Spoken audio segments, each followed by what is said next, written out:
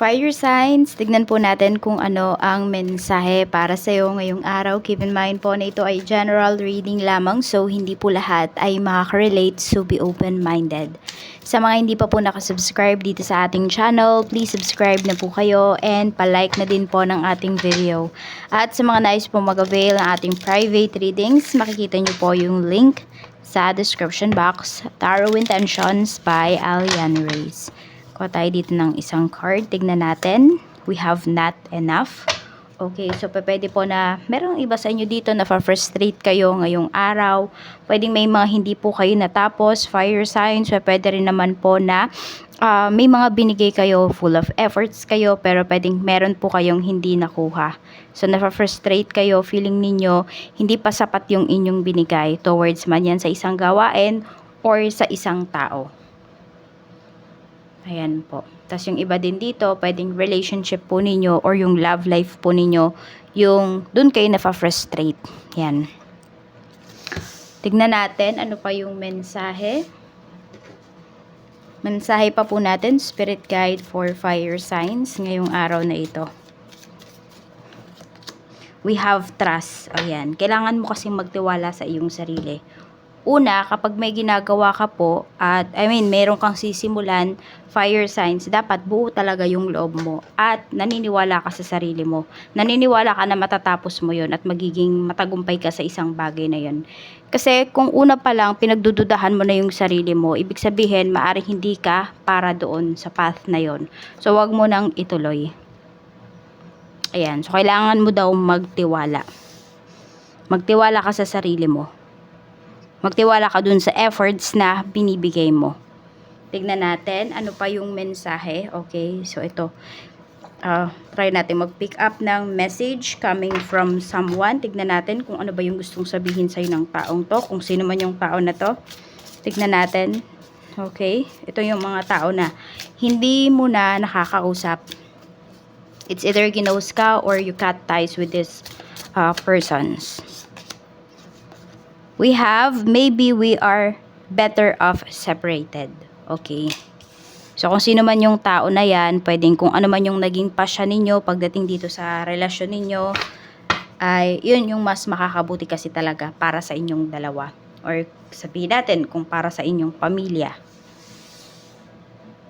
Yung mag-iba ba kayo ng landas. Mag-separate ways po kayo.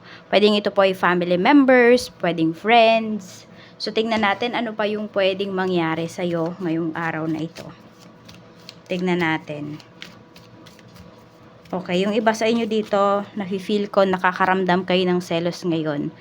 Nagsiselos kayo because sabihin natin kung sino man yung taong to is parang mas binigyan pa niya ng pansin, ng atensyon yung ibang tao kesa sa'yo. Bakit ganun? Siguro yun yung mga tanong mo. Bakit ganun yung iba? Kaya niyang piliin, pero ako hindi. Hindi niya ako kayang bigyan man lang ng oras. Tingnan natin ano pa yung mensahe. So, merong tao dito na hindi po kayo pinaprioritize.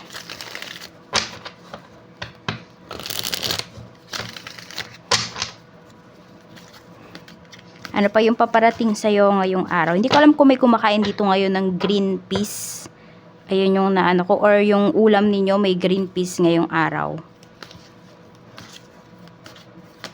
We have 3 of Swords.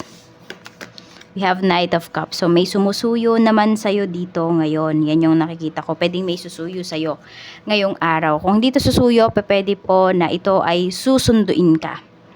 So, nakikita ko kasi pwedeng mayroong kayong usapan. Okay? Kung ano man tong usapan na to. Or may pupuntahan ka ngayong araw. Pero, pwedeng magkaroon ng aberya. So, susunduin ka na lang po. Or pwedeng yung aberya na to pwedeng dahilan kung bakit hindi kayo matutuloy sa pag-alis. Oo. Pero pwedeng biglang magbabago yung isipan ng tao na kausap mo. We have King of Swords. Ayan. Parang meron dito ngayon mainit yung ulo. May nanunuyo pero may nanlalamig. Tignan natin ano pa yung mensahe. Okay, pagdating naman po sa, ayan, meron pala dito pwedeng magpapa-check up po kayo ngayong araw. Kung hindi man po ito kayo, Pwedeng family members nyo, pwedeng tatay nyo po yan or asawa nyo. Pwede ring anak. Tignan natin, ano pa yung mensahe. Pagdating naman po sa iyong pamilya, kamusta naman ngayong araw sa pamilya, sa bahay? We have justice. So, may batas na sinusunod dito pagdating sa bahay. So, ibig ko pong sabihin ay pwedeng may rules po kayo pagdating sa bahay. So, pwede ngayong umaga pa lang or ngayong tanghali or gabi man yan, meron kayong rules. Sino yung maghuhugas ng pinggan, yan, sino yung maglilinis, yung mga ganun ba. Mga simple pero kailangang sundin. So, tingnan natin. We have the Empress. Okay, mukhang sa family may mga anak. So, kung may buntis po dito, pwedeng CS siya. Ayan, so yung iba, pwedeng naman problema. Kaya meron tayong not enough na energy. So, yung iba po sa inyo, kung asawa nyo man to or kayo man to or isa sa family members or relatives po ninyo, pwedeng magtutulong-tulong kayo dito sa gastos. Pwedeng magko-contribute yung iba sa inyo. Kasi tutulong ba, ganyan. Kasi po pwedeng hindi sapat yung naipon. Tapos hindi, parang biglaan na kasi. Pwedeng emergency CS ito.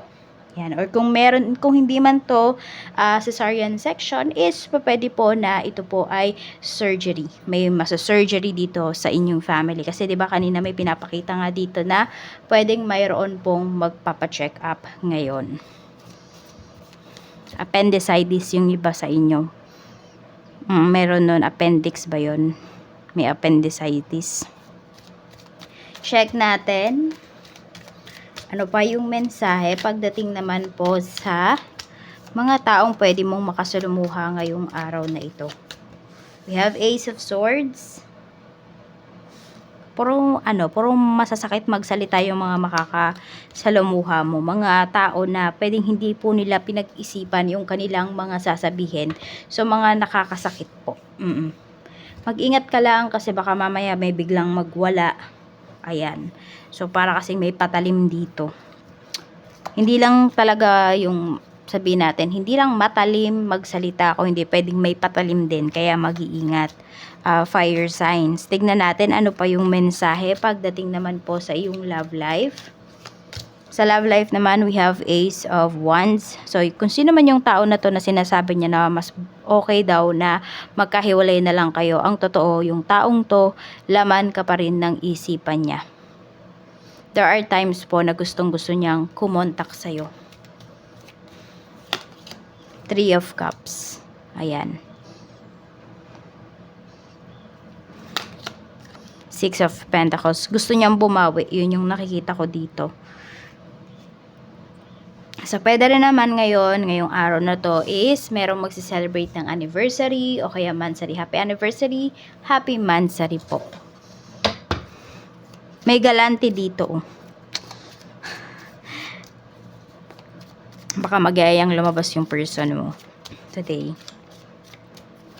Or meron din naman dito ay bibigyan po kayo ng pera. Yan. It's either pang grocery ito or para sa sarili mo.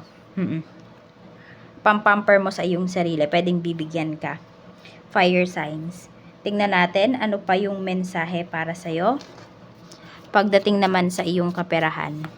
Sa kaperahan naman, we have 10 of Cups. Ayan po, hindi naman po kayo nauubusan. Fire signs. Maganda rin po yung flow ng money ninyo. Dire-diretso siya. Hindi siya nag-uumapaw, pero dire-diretso siya. Alam mo yung, ramdam mo yung stability. We have 8 of Pentacles. Yan, kasi dire-diretso din po yung inyong trabaho. We have Page of Swords. Ayun, meron naman dito, pinapakita rin na pwedeng naghahanap ng trabaho. Ayan, pwedeng hindi na po kasi kayo masaya dun sa current job ninyo. Parang masyado ng at ease yung iba sa inyo. Alam mo yung parang ordinary na lang yung mga nangyayari. And yung iba po sa inyo, gusto nyo namang makatry ng iba pang mga experiences pagdating sa trabaho. Oo, meron dito, china-challenge nyo yung inyong sarili. Well, it's your decision naman after all. Basta kung alam mo ano ba yung makakabuti sa'yo, then you go for it. We have Ace of Cups. Marami po sa inyo dito kung kayo nga ay naghahanap ng work or lilipat kayo ng trabaho. Ayan po, madali naman po kayong matatanggap. Oo, madali kayong maha-hire. So, parang wala kayong problema or wala kayong issues sa mga ganyan. Tignan natin. Pwede din kasi alam nyo yung skills po ninyo. Kaya naa-aligned siya. Aligned yung mga pinag-a-applyan mo dun sa skills mo. Kaya madali pong na-accept yung iba sa inyo, na-hire yung iba sa inyo. Check natin pagdating naman sa iyong negosyo. Sa negosyo naman po, we have 2 of cups. At meron tayo ditong the devil. Okay, so meron dito, may transaction po dito na hindi siya sobrang ganda.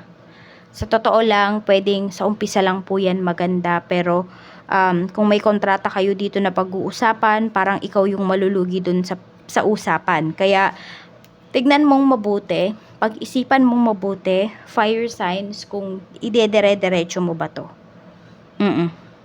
Kasi nakikita ko dito sobrang demanding ng tao na makaka-deal mo, tapos parang wala kang kalayaan. Yun yung mararamdaman mo. Pero you should trust your instinct also. Oo. Mag-ingat ka daw. Ayun yung sinasabi talaga sa'yo dito pagdating sa transactions mo ngayong araw na to sa negosyo mo. Tignan naman natin, kuha pa tayo ng isa pang card. Spirit guide, mensahe pa po natin kay fire signs, Aries, Leo, Sagittarius. We have surprise. Ayan, merong sorpresa ka na matatanggap, sabi. Be ready for change. So for some of you, is yung surprise na to is yun nga, mabilis kayo makakahanap ng work.